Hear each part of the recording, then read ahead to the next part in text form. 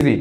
So আমরা কি কি শিখলাম এতক্ষণ, যে আমরা উৎপাদক বিশ্লেষণের যে সূত্র দুইটা শিখছি সেই দুইটার অঙ্ক দেখলাম, কোথায় এই সূত্রটা প্রয়োগ হয়।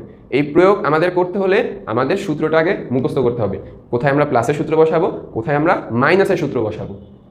সো তোমাদেরকে সবার আগে সূত্র মুখস্থ করতে হবে। তো আমি 4.2 যখন সূত্রের ভিডিও বানাইছিলাম পার্ট 1-এ, তখন কিন্তু আমি চাইলেই এই দুইটা উৎপাদকের বিশ্লেষণের সূত্র লিখে দিতে পারতাম, কিন্তু লিখি না কেন, যে তোমরা সুবিধা হবে যে এই পার্টের ম্যাথগুলো আমরা উৎপাদকের বিশ্লেষণের ক্লাসে শিখছি সূত্র সহ, তোমরা জানি ঘোলায় না যাও, সেই জন্য আমি ওই পার্টের যে সূত্রগুলো শিখছি ওই পার্টের সূত্র শেখার পর আমরা ওই পার্টের যতগুলো ম্যাথ আছে ওইগুলো শিখাইছি।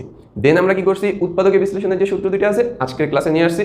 সো আজকের ক্লাসে আমরা এই উৎপাদকের বিশ্লেষণের সূত্র শিখলাম এবং এর ম্যাথগুলো শিখলাম। তো তোমাদেরকে গুছিয়ে দিচ্ছি, তোমাদের কাজ কি, একটু পরিশ্রম করা, ম্যাথগুলা নিজে করা, না পারলে ভিডিও দেখা। তো তোমরা চেষ্টা করবা যে ম্যাথগুলা বারবার করা, ঠিক আছে? চলো পরবর্তী